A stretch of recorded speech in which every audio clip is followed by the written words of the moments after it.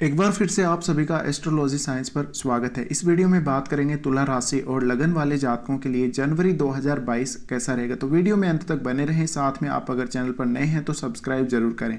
तो सबसे पहले ग्रहों की गोचरीय स्थिति की बात करते हैं। सूर्य 14 जनवरी तक धनु में रहने वाले हैं। इसके बाद इनकी स्थिति मकर में होगी। बुध मकर में रहेंगे। 14 जनवरी से 4 फरवरी 2022 तक ये वक्री भी रहेंगे।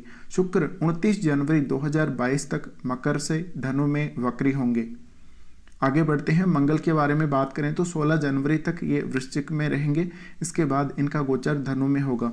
गुरु कुंभ में रहेंगे, शनि रहेंगे मकर में, राहु रहेंगे वृषभ में और केतु वृश्चिक में रहेंगे। अगर बात करें चंद्रमा की तो चंद्रमा 1 जनवरी 2022 को धनु राशि में गोचर करेंगे।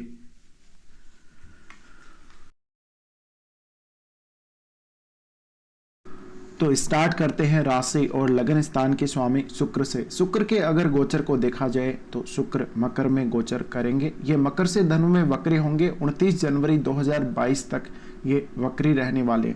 तो ऐसे में आपको यहाँ पर थोड़ी बहुत दिक्कतें आ सकती हैं। दिक्कतें तो हम नहीं कह सकते, लेकिन कुल मिलाकर जो लग्जरी चीज़ों की तरफ आपका जो मोह है वो कम होगा और कहीं ना कहीं घर के सुख में थोड़ी बहुत कमी देखने को मिल सकती है। वैवाहिक जीवन में भी एक तरह से असंतुष्टि ही देखने को मिलेगी। इसके अलावा शुक्र अष्टम के स्वामी है। अष्टम के स्वामी होने की वजह से घर के लिए कोई ना कोई खर्चा आपका हो सकता है। और अगर आपका शुक्र बहुत ही अच्छी स्थिति में कुंडली में बैठा हुआ है और उस पर अच्छे ग्रहों का प्रभाव है तो इस समय प्रॉपर्टी की प्राप्ति जरूर हो सकती है।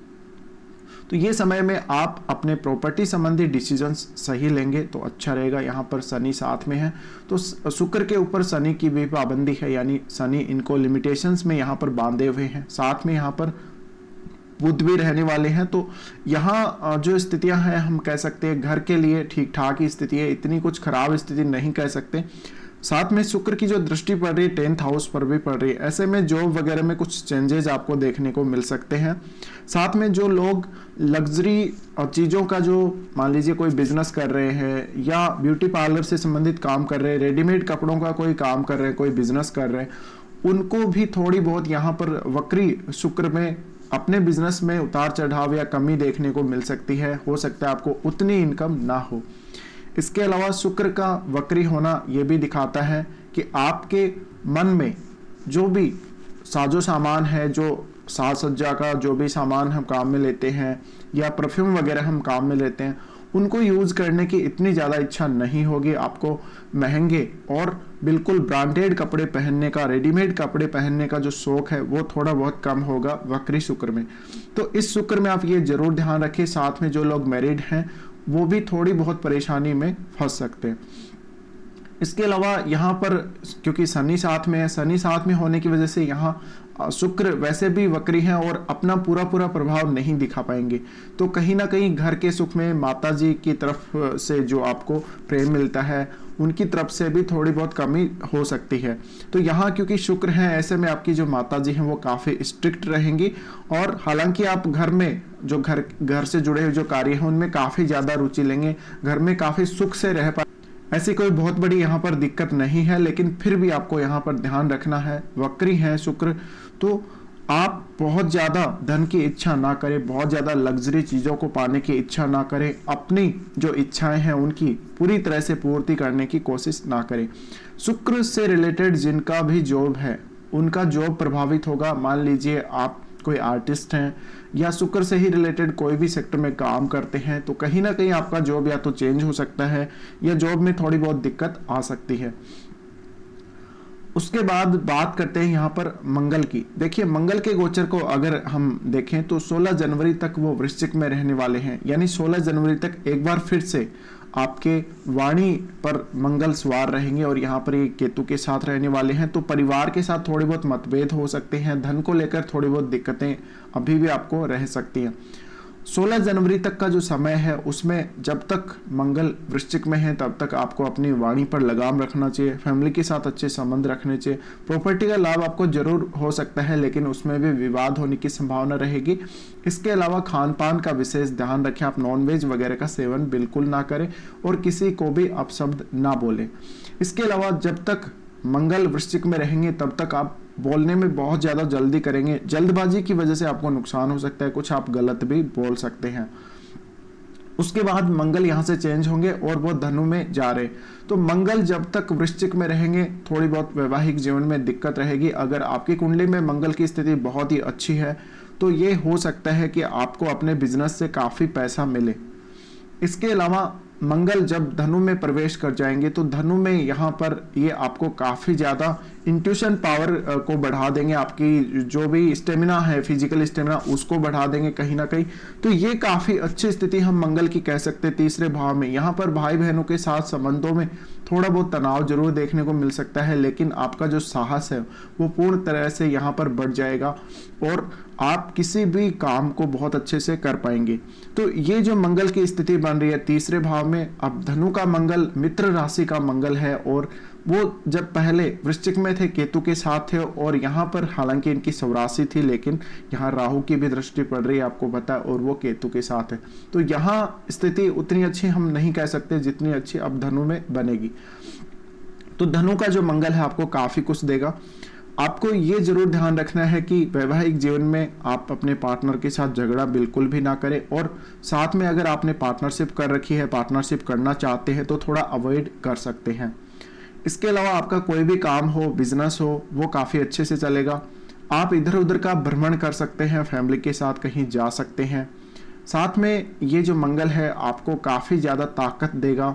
तो शारीरिक शक्ति वाला अगर आप कोई काम कर रहे हैं, शारीरिक क्षमता जिसमें आपको चाहिए, वो काम आप बहुत ही आसानी से कर पाएंगे। इसके अलावा अपने पड़ोसियों के साथ किसी भी प्रकार का विवाद ना करें, वरना आपको नुकसान भी हो सकता है।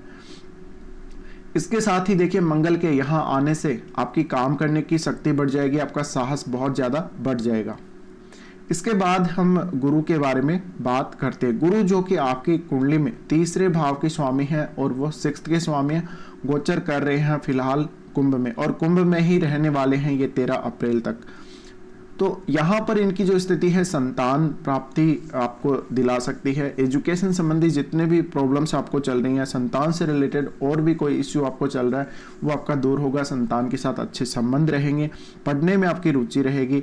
साथ में जो लोग फाइनेंस से संबंधित काम करते हैं उनको काफ़ी हेल्प करेंगे यहाँ पर गुरु, आपके धन की वृद्धि करेंगे, आपको संतान सुख देंगे। इसके अलावा जो लोग इन्वेस्टमेंट करते हैं, मार्केट में कहीं भी पैसा लगाते हैं, लॉटरी वगैरह में, उनको काफ़ी फायदा हो सकता है।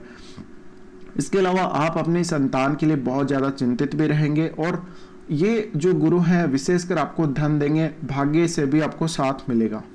तो धन की वृद्धि होने वाली है।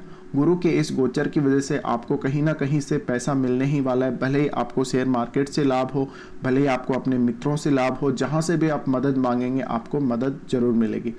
इसके अलावा अगर आप स्टूडेंट हैं तो अपनी एजुकेशन से संबंधित जितनी भी आप मेहनत करेंगे उतना ही आपको अच्छा फल मिलेगा, क्योंकि गुरु यहाँ पर तीसरे भाव के स्वामी होकर आ रहे हैं। हालांकि वो 6th के भी स्वामी हैं तो थोड़ा बहुत रुकावटें भी रह सकती है स्टार्टिंग में, लेकिन क्योंकि गुरु की जो स्पीड है वो काफ़ी तेज है, इस वजह से आपको जो रुकावटें आएंगी उनका आप आसानी से सामना करके आगे निकल जाएंगे।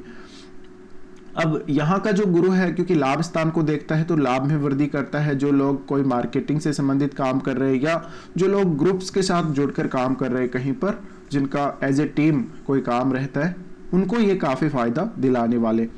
इसके अलावा आपकी जो स्किल्स हैं वो बढ़ेंगी, आपकी आर्टिस्टिक जो क्वालिटीज हैं वो बढ़ेंगी। इसके साथ ही देखिए शनि के बारे में अगर बात की जाए तो शनि आपके 4th में ही रहने वाले हैं और ये पंचम के भी स्वामी हैं। तो कहीं ना कहीं घर पे जो आपके ऊपर पाबंदियां हैं, जो लिमिटेशंस हैं, वो अभी भी रहने वाली है। आप घर से संबंधित यानी निर्माण कार्य जो भी हैं वो कर सकते हैं। कोई तोड़फोड़ करके कुछ आप दोबारा बनवाना चाहते हैं, मॉडिफिकेशन करना चाहते हैं, वो कर सकते हैं। साथ में घर में आपके ऊपर पाबंदियां रहेंगी, पूरे परिवार के ऊपर ही कुछ पाबंदियां देखने को मिल सकती हैं। ये पाबंदियां आपकी मदर की तरफ से लगाई जा सकती हैं और परिवार के जो सदस्य हैं उनके बीच में थोड़ी खींचतान भी रह सकती है। इसके अलावा यहाँ पर बुध हैं तो थोड़ा बहुत वार्तालाप, आपस में थोड़ा तर्क वितर्क भी होने की संभावना बनेगी। अब शनि पंचम के भी स्वामी हैं तो पंचम के स्वामी होने की वजह से यहाँ जब गुरु आ रहे हैं तो गुरु इस भाव में अच्छे रिजल्ट देंगे, इसलिए आपको पंचम भाव के जो रिजल्ट हैं वो गुरु से मिलेंगे। और शनि अच्छी स्थिति में, यानी आपका जो पंचमेश है वो अच्छी स्थिति में है फिलहाल, इसलिए को कोई ज़्यादा दिक्कत नहीं होगी स्टडी वगैरह में, संतान से रिलेटेड जो भी इश्यूज हैं उनमें। साथ में देखिए शनि आपके 10th हाउस को सबसे ज़्यादा प्रभावित कर रहे हैं, और 10th हाउस को सबसे ज़्यादा प्रभावित करने की वजह से आपको जॉब में कुछ ना कुछ चेंजेस देखने को मिल सकते हैं, नया जॉब लग सकता है, प्रमोशन हो सकता है। अगर शनि आपकी कुंडली में काफ़ी अच्छी स्थिति में बैठा हुआ है तो निश्चित रूप से कैरियर में कोई भी आप इस समय बड़ा डिसीजन लेकर आगे बढ़ सकते हैं। इसके बाद हम आगे बढ़ते हैं और अब बात करते हैं सबसे पहले बुध के बारे में। देखिए बुध का गोचर काफ़ी इंपॉर्टेंट हो जाता है, 14 जनवरी से वक्री हो जाएंगे। 14 जनवरी तक ये मकर में ही रहने वाले हैं, 4 फरवरी 2022 तक ये वक्री रहेंगे। तो आपकी कुंडली में 12वें भाव के स्वामी हैं और वो 9th के भी स्वामी हैं। ऐसे में अगर बात की जाए बुध की, तो बुध 4th हाउस में रहने वाले हैं। 4th हाउस में बुध का आना और वक्री होना ये दिखाता है कि आपको अपने घर से संबंधित कुछ कार्य हैं उनमें कुछ बाधाएं आ सकती हैं, यानी वो कार्य थोड़े बहुत रुक सकते हैं। इसके अलावा बुध जो कि 9th के स्वामी हैं या फिर 12वें भाव के स्वामी हैं, तो ऐसे में आप कहीं दूर जा रहे थे, ट्रेवल करने जा रहे थे, कोई आप फॉरेन टूर कर रहे थे या फिर अपनी ही कंट्री में कहीं जा रहे थे, आपको जाना पड़ रहा था किसी काम की वजह से, वो काम आपका बीच में अटक सकता है, या फिर वो जो निर्णय आपने लिया है, जाने का जो डिसीजन लिया, उसको आप एक बार पेंडिंग रख सकते हैं।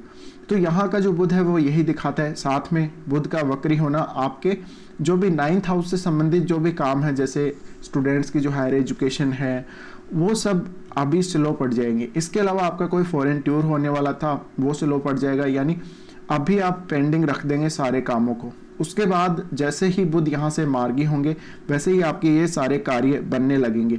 तो अगर आप घर से कहीं दूर जाना चाहते थे, फैमिली के साथ जाना चाहते थे या अकेले जाना चाहते थे, या फिर बाहर से विदेश से आना भी चाहते थे, वो भी स्थिति, तो इस प्रकार से यहाँ पर बुध आपको रिजल्ट देने वाले हैं। इसके अलावा बुध क्योंकि आपके 10th हाउस को देख रहे हैं, तो कहीं ना कहीं आप बुध से संबंधित कोई भी अगर काम करते हैं, ऐसा कोई जॉब करते हैं, जैसे आप टीचिंग के सेक्टर में हैं या फिर आप फाइनेंस से जुड़ा हुआ काम कर रहे हैं, तो थोड़ी बहुत दिक्कत हो सकती है। कम्युनिकेशन से जुड़ा हुआ काम कर रहे हैं, मार्केटिंग से जुड़ा हुआ काम कर रहे हैं, तो आपको थोड़ा बहुत यहाँ पर बुध के वक्री होने की वजह से इनका जो प्रभाव है वो महसूस हो सकता है। अब यहाँ हम बात करते हैं चंद्रमा की। देखिए चंद्रमा का गोचर काफ़ी इंपॉर्टेंट हो जाता है। चंद्रमा शुरुआत में आपके 3रे भाव में रहने वाले, तो शुरुआत में आपको मेहनत करनी पड़ेगी, अपने काम में काफ़ी ज़्यादा आपको मन लगाकर काम करना पड़ेगा। मेहनत से आपको इस समय अपना जॉब है, अपना जो भी काम है आपका, वो करना ही पड़ेगा, क्योंकि आपके ऊपर जिम्मेदारी है। साथ में यहाँ पर शनि की जो 7वीं दृष्टि पड़ रही है, उसकी वजह से आपकी जो जिम्मेदारियाँ हैं वो और ज़्यादा बढ़ जाती हैं। अब चंद्रमा का आपके 3रे भाव में स्टार्टिंग में आना ये दिखाता है कि कोई आप अगर ट्रेवल करके कहीं जॉब करने जाते हैं तो अच्छा रहेगा। इसके बाद सूर्य के बारे में बात करते हैं। सूर्य के गोचर को अगर देखें तो काफ़ी इंपॉर्टेंट हो जाता है आप लोगों के लिए। और सूर्य की जहाँ तक बात है, ये 14 जनवरी तक धनु में ही रहने वाले हैं। तो यहाँ देखिए आप अपनी मेहनत से पैसा कमाएंगे, आप अपने बड़े भाई का भी सपोर्ट कर सकते हैं अपनी मेहनत से। और सूर्य का 3रे भाव में आना यानी आपको काफ़ी मेहनत करनी है। आप जो भी काम करेंगे काफ़ी अच्छे से एडजस्टमेंट करके करेंगे, तो आपको अपने छोटे भाई बहनों से अगर मदद चाहिए वो मिल सकती है और उनसे आपको कोई लाभ हो सकता है। साथ में आप जो भी अगर मैनेजमेंट का काम कर रहे हैं वो काफ़ी अच्छे से करेंगे। और अपने फाइनेंस को आप अगर मैनेज करना चाहते हैं, किस तरह से आप मैनेज करते हैं, इन सभी कार्यों को काफ़ी अच्छे से कर पाएंगे। इसके अलावा सूर्य का यहाँ पर आना ये थोड़ा बहुत भाई बहनों के साथ या पड़ोसियों के साथ थोड़ा मनमुटाव दे सकता है। इसके बाद सूर्य जा रहे हैं 4th हाउस में, तो 4th हाउस में इनका जो गोचर होगा 14 जनवरी के बाद होगा। 14 जनवरी के बाद ये जैसे ही मकर में प्रवेश करेंगे तो आपके 10th हाउस पर इनकी दृष्टि पड़ेगी। और जो लोग राजनीति से जुड़ा हुआ कोई काम कर रहे हैं या जो लोग मान लीजिए गवर्नमेंट सर्विस में जाना चाहते हैं, जॉब पाना चाहते हैं, उनके लिए एक अच्छा अवसर होगा। और क्योंकि लाभ स्थान के स्वामी सूर्य आ रहे हैं 4th में, ऐसे में प्रॉपर्टी संबंधी कामों में भी आपकी ये हेल्प करने वाले हैं। तो ये जो स्थिति है सूर्य की वो काफ़ी अच्छा लाभ आपको देगी। और मकर का सूर्य रहेगा तो आपको काफ़ी ज़्यादा यहाँ पर जो दिक्कतें अगर चल रही है 4th हाउस से संबंधित कार्यों में, वो आपकी सॉल्व होने वाली हैं। तो सूर्य का रिजल्ट काफ़ी अच्छा आपके लिए रहेगा। शर्त यह है कि आपकी कुंडली में सूर्य की स्थिति अच्छी होनी चाहिए। अब देखिए हम आगे बढ़ते हैं, और अगर आप राहु का मेष राशि वाले गोचर का वीडियो देखना चाहें आप प्लेलिस्ट में चेक कर सकते हैं। कुछ अच्छे और बुरे दिनों की बात कर लेते हैं। तो तुला राशि और लगन वालों के लिए कौन कौन से अच्छे दिन निकल कर आ रहे हैं जो जनवरी 2022 में आपके लिए रहने वाले हैं। 1, 2, 17, 18, 19, 20, 21, 24, 25 और 26 ये दिन आपके लिए इस महीने में काफ़ी अच्छे रहने वाले हैं। इन दिनों में आप अपना कोई भी कार्य कर सकते हैं, भले ही वो धन से संबंधित हो या कोई बहुत पहले का कोई पेंडिंग काम हो जो पूरा ना हुआ हो किसी वजह से, वो आप संपादित कर सकते हैं। इसके अलावा कुछ खराब दिनों की अगर बात करें तो आपके लिए 8 और 9 तारीख ये 2 दिन अच्छे नहीं हैं। इन दिनों में आपको शत्रुओं से सावधान रहना है, अपने ऑफिस का काम समय पर पूरा करना है, अपने रूटीन पर विशेष ध्यान देना है और आपको सेहत पर भी विशेष ध्यान देना ही पड़ेगा। इसके साथ ही आपको किसी के साथ विवाद में नहीं फंसना है। कोई मुकदमा वगैरह चल रहा है, कोई केस चल रहा है, तो उसमें थोड़ा सावधान आपको रहना पड़ेगा। इसके साथ ही चंद्रमा जब ट्रांजिट करेंगे वृषभ में, तो आपको 12, 13 और 14 को मानसिक रूप से थोड़ी परेशानी आ सकती है, मानसिक तनाव का आप सामना कर सकते हैं। ये 3 दिन आपके लिए अच्छे नहीं रहने वाले हैं, थोड़ा बर्डन फील होगा आपको। इसके बाद चंद्रमा जब आपके 12वें भाव में ट्रांजिट करने लगेंगे 22 और 23 को, ये 2 दिन डिसीजन लेने के लिए अच्छे नहीं है। स्वास्थ्य के लिए कोई भी बड़े खर्चे हो सकते हैं। जिनकी चंद्र राशि तुला बनती है उनको ज़्यादा दिक्कत आएगी 22 और 23 को। इसके अलावा आप कोई भी महत्वपूर्ण डिसीजन इन 2 दिनों में ना लें। अगर आप विदेश गए हुए हैं, विदेश के साथ जुड़कर कोई भी काम कर रहे हैं, तो फायदा अवश्य हो सकता है। तो देखिए फिलहाल हमने सारी जो बातें हैं पूरी कर ली हैं। फिलहाल इस वीडियो को देखने के लिए आपको धन्यवाद।